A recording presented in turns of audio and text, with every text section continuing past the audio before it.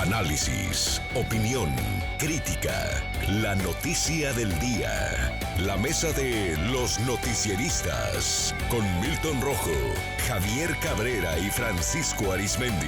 Los noticieristas, observando en vivo.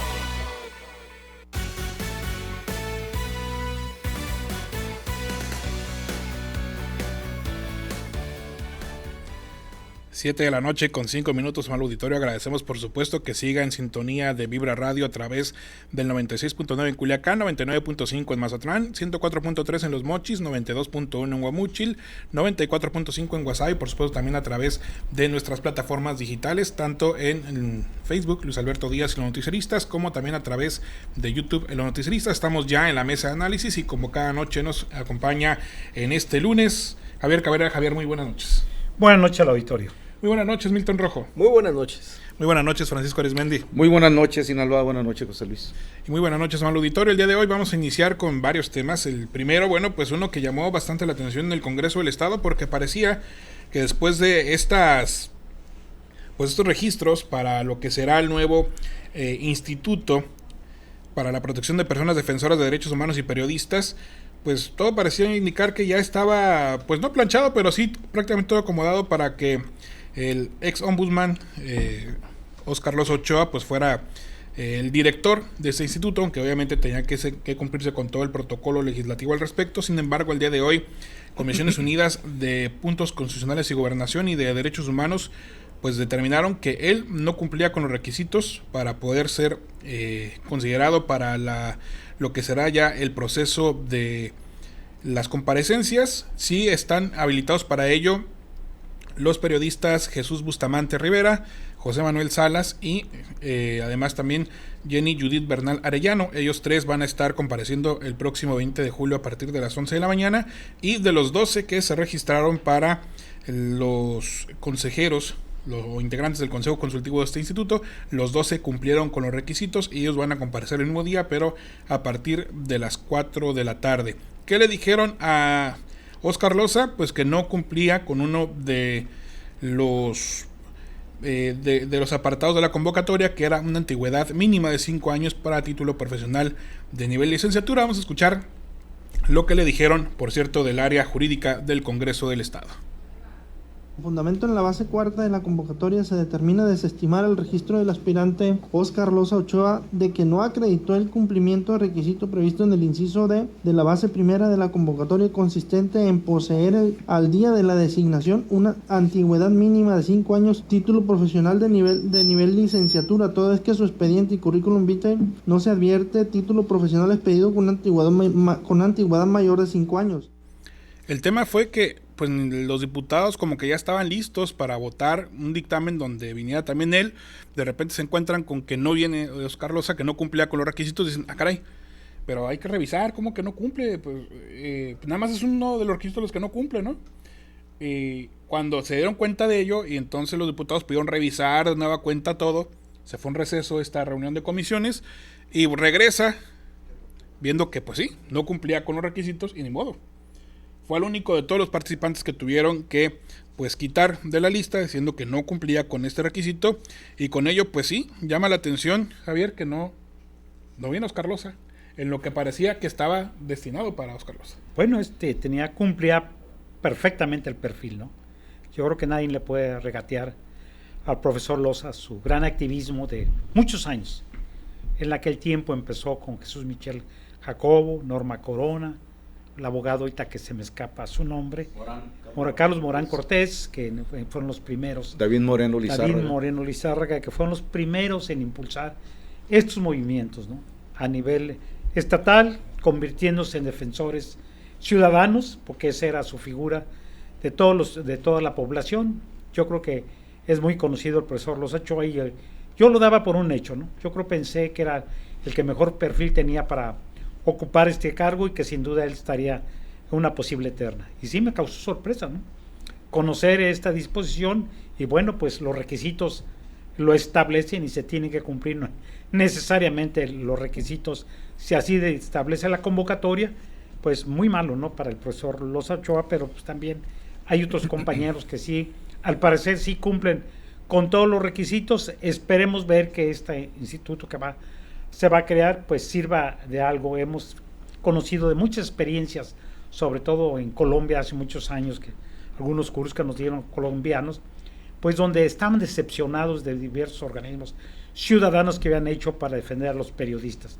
Sentían que el Estado está depositando sus facultades o sus atribuciones o su obligación en los ciudadanos, y es una forma de dejar de decirles, hoy son los ciudadanos quienes tienen que hacer este tipo de investigaciones, y esperemos que esto no vaya a suceder, que solamente sea un organismo de auxilio que pueda brindar todas las herramientas necesarias para proteger a los comunicadores que se vean en riesgo, pero también a los activistas de derechos humanos. Bueno, pues lamentable, ¿no? Pero fue un error de cálculo, porque al final de cuentas la Comisión de Defensa de los Derechos Humanos, que es donde está Óscar Loza, pues fue uno de los impulsores de la ley, y me imagino que tenían previsto esta circunstancia. Yo creo que se les fue este caso, ¿no? Yo creo que nunca pensaron que iba a ser una revisión tan minuciosa, y quedaba uno por un hecho. La verdad que el profesor Loza Ochoa cumplía con todos los requisitos, pero pues ahí establece que mínimo debes tener 5 años de actividad en tu ejercicio con un título profesional, y él no cumple con este requisito, por lo menos en el tiempo. Pero bueno, esto ya nos muestra que por lo menos en algunas cosas en el Congreso del Estado ya están poniendo bajo lupa el tema judicial, o el tema legal, porque pues qué bueno, pues porque ha hecho cada pifia, la verdad. Hay cada circunstancia que puede pasar ahí. Así ¿no? es. Qué bueno, ¿no? Que se estén revisando y que los requisitos lo establecen muy claramente, pues ni modo, se tiene que cumplir, y bueno, pues hay más aspirantes que pudieran cumplir con todo esto. Aunque ya pues los demás perfiles son más de periodistas, no tanto defensores. Sí, ahorita lo que estamos viendo es cómo, como bien comenta Javier, hay una categorización de las responsabilidades del Estado, que categoriza y te dice, ok, hay una comisión de protección para periodistas, categoriza una responsabilidad y la pone en manos de ciudadanos, de periodistas o de defensores de los derechos humanos. Entonces, ahí les va, órale, sale. Ahí va la comisión y ahí va mi responsabilidad. Entonces, ustedes, ahí ven, ¿no? Esto es como una parte de una legación o de una delegación del Estado hacia una responsabilidad que le ha causado turbulencia, y para tener un poco de recuperar legitimidad, bueno, creo esto y te lo pongo a ti. Entonces, en el Inter, como pues fue algo así, órale, ya, ahí va, Express. Igual, yo coincido con Javier, yo creí que también era el profesor Loza, porque el profesor Loza pues ha estado en cuestiones de derechos humanos, y él brinca de la ciudadana a la estatal, o sea, a la del Estado, a la de gobierno, a la oficial, pues, y después, y él sigue haciendo su labor.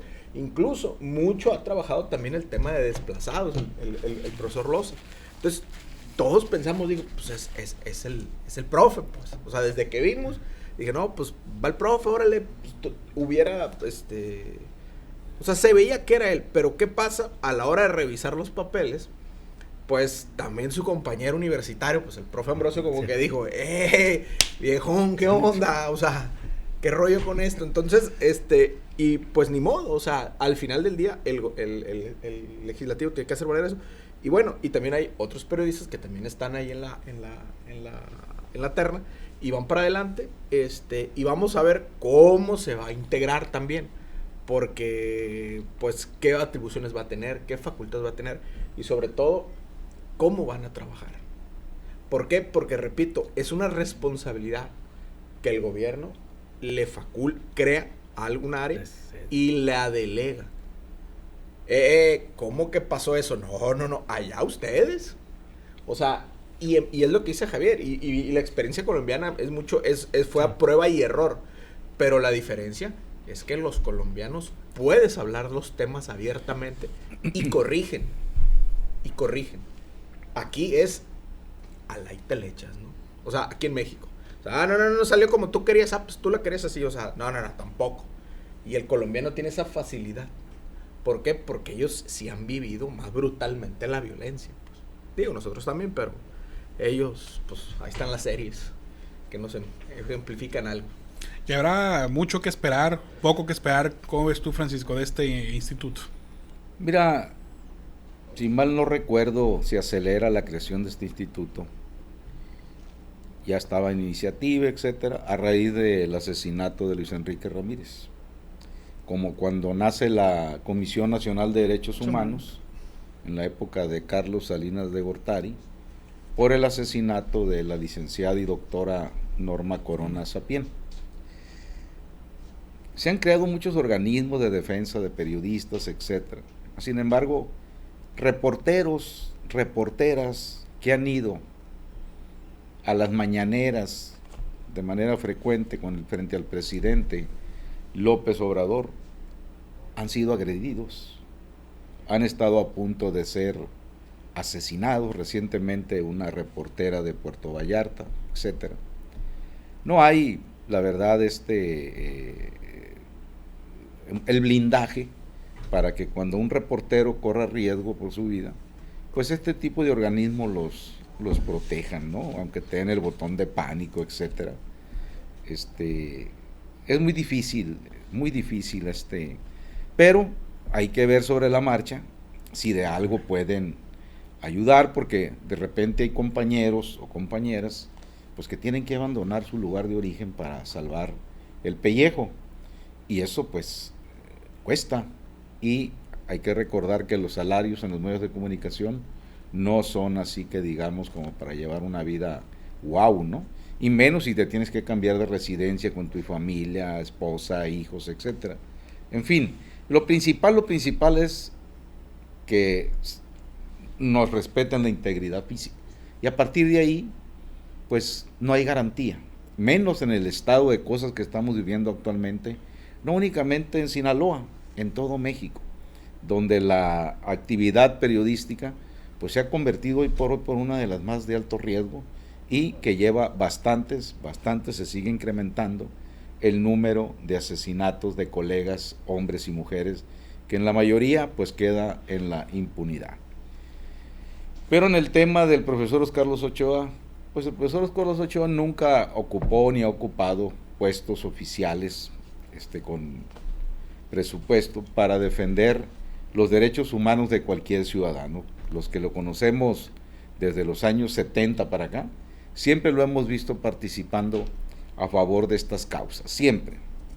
Muy, muy solidario, y creo que, pues lamentablemente, pues no cumplió con uno de los requisitos, no cumplió con los requisitos, y pues la ley es la ley, pero Oscar Loza, y lo vamos a ver, no va a ocupar de que le hayan dado ese puesto para seguir en la defensa de quienes son violados en sus derechos o atropellados en sus derechos humanos. ¿Por qué? Porque es la convicción que él ya trae, ¿no? Es la convicción que él ya trae, y hay que recordar que al inicio de este gobierno estatal de Rubén Rocha Moya, rechazó un puesto que le ofrecían, no dijo no, o sea, a lo mejor no era algo que él dijo ahí, no voy a aportar lo que a mí me gusta hacer, y regresó a lo de siempre, a la lucha de solidarizarse con todos los gremios que son atropellados. Entonces, vamos a ver si sobre la marcha, José Luis, ya una vez que ojalá que no nos ocupemos, este nuevo organismo sí llega a servir de algo. Por cierto, también hablando de otro tema, el día de hoy llamó la atención una iniciativa que presentó en el Congreso del Estado el diputado priista o por el PRI, Luis Javier de la Rocha Zazueta, en el que pues está buscando modificaciones tanto a la Constitución local como a la Ley Orgánica del Congreso para eliminar las sesiones secretas. No quiere que haya sesiones secretas en el Congreso del Estado, y llama la atención una circunstancia que dejó prevista y que yo creo que también de repente sí muestra algo de lo que ha sido estos procesos, tanto de juicio político como el desafuero, que son los antecedentes que tenemos con el ahora exalcalde Jesús Estrada Ferreiro, en el sentido de que ¿por qué han sido las sesiones secretas o por qué se marcan las sesiones secretas dentro tanto de la ley como de la Constitución? Porque señalan que hay que defender el debido proceso, la presunción de inocencia. Sin embargo, señala una circunstancia que es interesante el mismo diputado. Las mismas audiencias judiciales son públicas. Uno puede ir a una audiencia judicial y puede enterarse de lo que está pasando ahí. ¿Por qué en el Congreso del Estado no?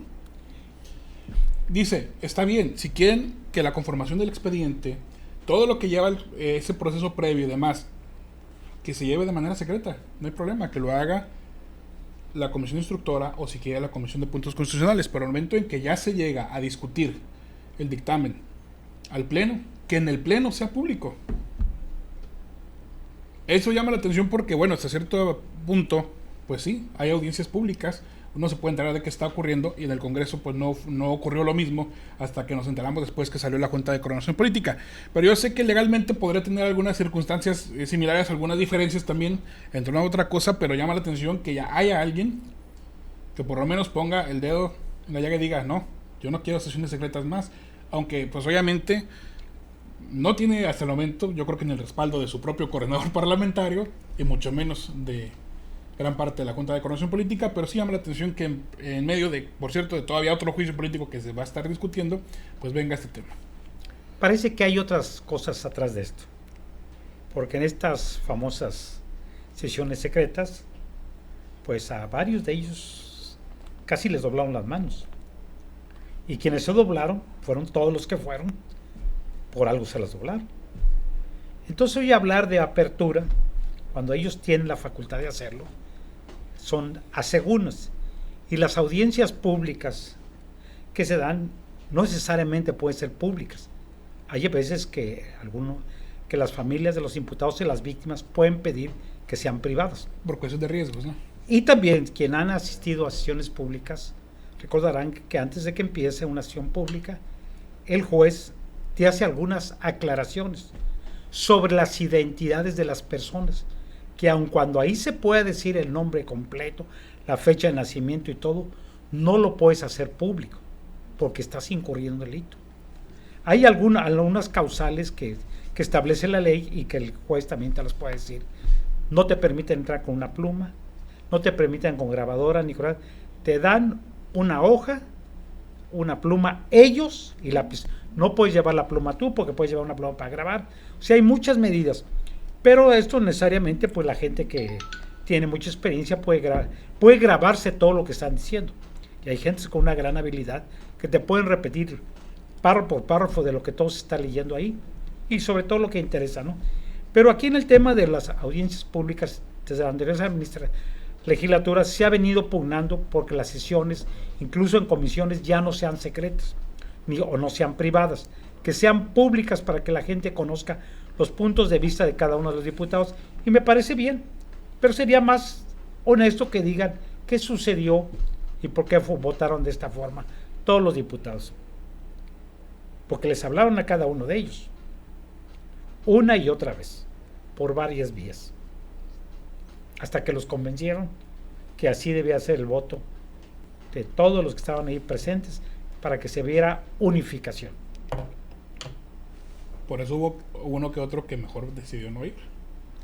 Así es.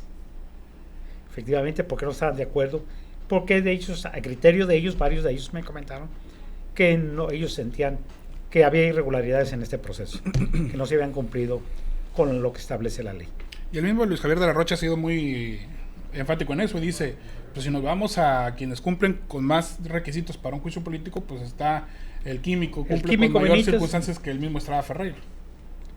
Y así es. Y bueno, y la de Mocorito, y la de Cosalá. De hecho, pues la sesión de la de Comisión de Puntos Ahome, Constitucionales en ningún momento fue y la de pública. Ahome en la administración, en la legislatura pasada, que hasta con niñas, actos de misoginia, con niñas en una escuela. Sí. Entonces, ¿por qué en unos sí y en otros no? Milton.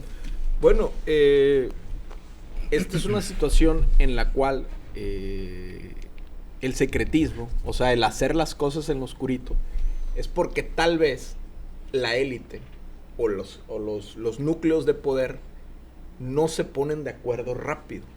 Entonces, cuando logran hacerlo y se ponen de acuerdo en una situación que se tiene que hacer, pues como fue rápido o como fue una situación de fast track, pues a la hora de bajar el torrente de la línea, dijera que aquel clásico, el maestro ideólogo que sale de la punta de la pirámide hasta la base, esa línea vertical que sale, que es una indicación. Entonces, como es rápido, tienen que hacerlo en sigilo, en secreto. Entonces, Ori, ¿sabes qué? Así va la cosa. Entonces, si ya estaba la situación y la decisión dada, ¿por qué fue una situación privada? Fue lo que mucha gente dijo. Y en redes eso decían. No es que estuvieran a favor de Estrada, nada. Pero o sea, si ya sabemos cuál va a ser el resultado, ¿por qué lo hacen privado? O sea, si ya sabemos cómo viene, pues.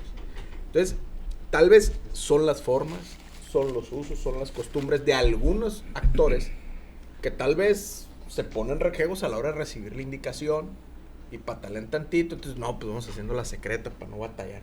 ¿Por qué? Porque también hay algo que en Morena, como es un movimiento, se dificulta un poco el tema de la disciplina.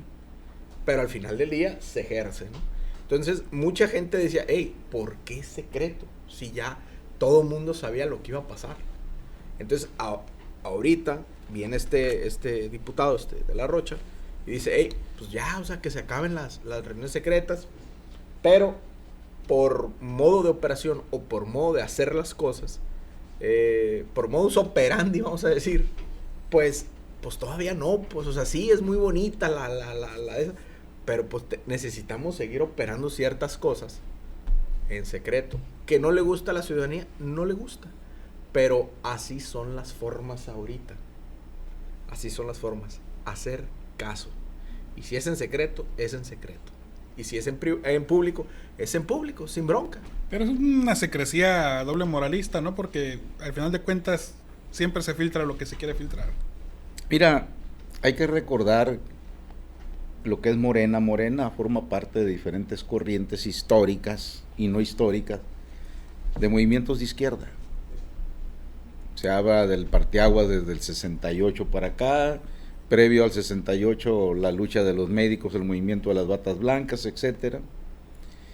Pero siempre lo que ha empujado en aquel tiempo la oposición de izquierda, que después se convirtió en PRD, etcétera, y después Morena, era la transparencia, es de no ocultar nada, de no hacer nada en lo oscurito, porque las máximas populares son muy certeras, el que nada debe, nada teme.